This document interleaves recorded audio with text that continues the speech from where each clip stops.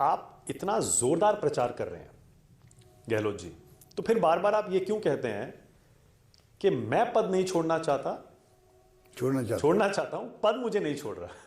ये आप क्यों कहते हैं बार बार, क्या मतलब है इसका? अब इसके मायने निकालिए, इसके मायने कई होते हैं। पद क्यों नहीं छोड़ रहा आपको, और आप क्यों छोड़ना चाह रहे हैं? मैंने तो अपनी बात कह दी 3 बार, 3 बार मैंने सोच समझ के कही होगी।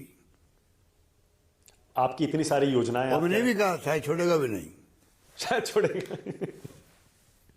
कॉन्फिडेंट हैं आप इस बार गहलोत जी कि क्लियर मेजॉरिटी, और पिछली बार जो क्लोज मेजॉरिटी थी, देखिए भाई उससे बड़ी मेजॉरिटी? तो मेरी बात सुनिए, मैं 2 बार चुनाव हार भी चुका हूं, 2003 के अंदर भी और 2013 के अंदर भी। बहुत अच्छे काम उस वक्त भी किए हमने, तो मुझे कोई अहम घमंड नहीं है, क्योंकि कई फैक्टर काम करते हैं। अल्टीमेटली जनता ही माँ बाप है, जनता सर्वोपरि है, और मैं इस बात को मानता हूं कि जनता का रॉबर्ट कॉमन सेंस भी एक्स्ट्राऑर्डिनरी होता है और फैसला वो करती है।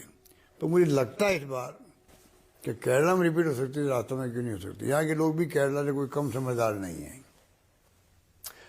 अमित शाह कहते हैं कि 15 साल से राहुल को लॉन्च करने की कोशिश हो रही है, फेल हो गई। गहलोत जी अपने बेटे को लॉन्च करना चाहते हैं, वो भी फेल हो गए। इनका लॉन्चिंग पैड खराब हो गया है, आप क्या जवाब देंगे? इससे हल्की इस तरह बातें करते हैं, क्या जवाब दें? कहाँ तो गृह मंत्री का पद बहुत बड़ा पद होता है, ये अपने पद की गरिमा को या पद की जो महत्व होता है वो समझ नहीं पा रहे हैं। गृह मंत्री होना एक बात है, पर गृह मंत्री पद की बहुत बड़ा पद है ये, जहाँ सरदार वल्लभ भाई पटेल बैठे थे और अमित शाह बैठे हुए हैं, और ये चीज हल्की बातें बोलते हैं। क्या जवाब दूं मैं इनको?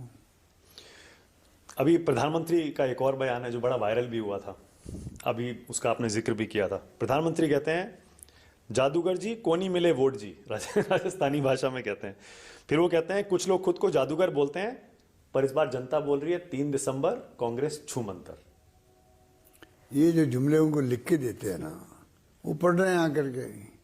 इनके बाद इसी मैं कह रहा हूँ आपको, इनके पास कहना कुछ नहीं है। मैं चैलेंज दे रहा हूँ इनको, हमारी 5 साल की परफॉर्मेंस पे आप डिस्कशन करो और फिर वोट मांगो, अगर आप में ईमानदारी है तो।